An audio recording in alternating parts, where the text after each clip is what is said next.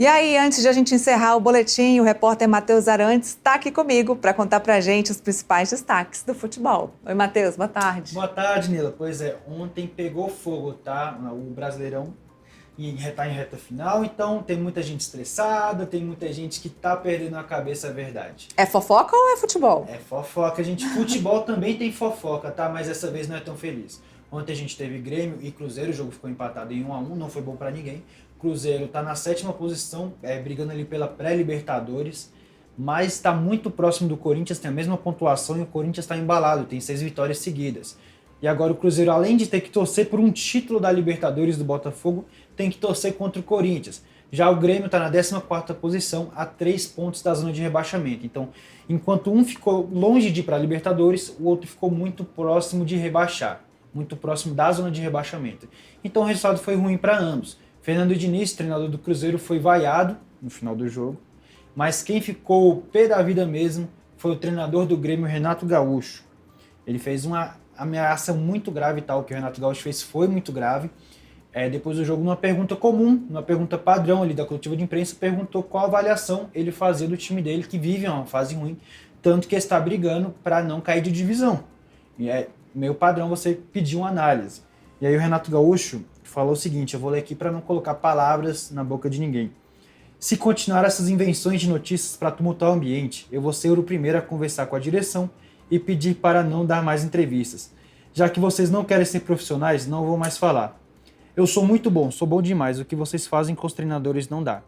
Até aí ok, ele estava perdendo a cabeça ali, mas não tinha feito nenhuma acusação muito grave de questões de ameaças, de questões físicas. A partir daí ele perdeu muito a linha. Ele fala, se continuar essas invenções de notícias para tumultuar o ambiente, eu vou ser o primeiro a conversar com a direção e pedir para não dar mais entrevistas. Não, tô lendo Uai, cadê? Tá, aqui, achei.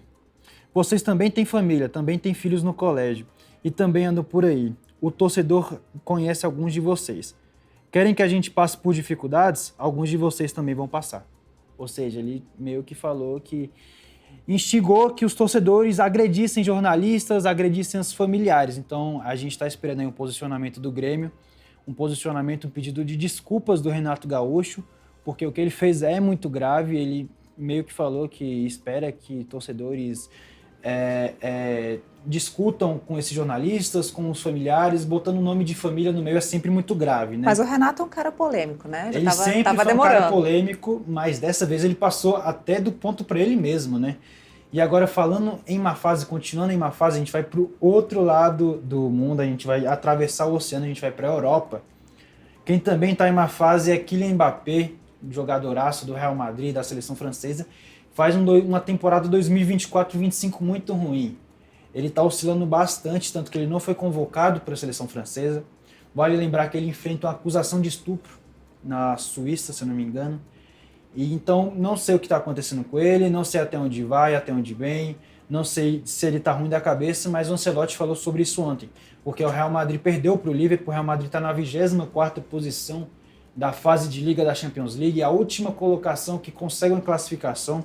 O Real Madrid está perigando não passar de fase na Champions League, e Kylian Mbappé é um dos jogadores que vem decepcionando. Ontem ele perdeu o pênalti na derrota para o Real Madrid, quando o jogo estava 1-0 para o Liverpool, e o Ancelotti, treinador do Real Madrid, deu uma minimizada.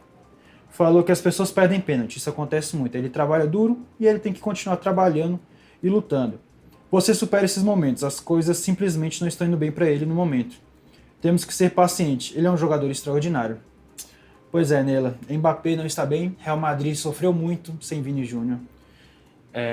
O Real Madrid vem sofrendo muito sem o Vini Júnior, o Real Madrid perdeu o Toni Kroos, que era uma engrenagem do time, era o cara que fazia o time funcionar. Contratou o Mbappé como se tivesse perdido o Vini Júnior. E agora deu no que deu. E agora, vamos ver o que vai acontecer. É isso por hoje? É isso por hoje.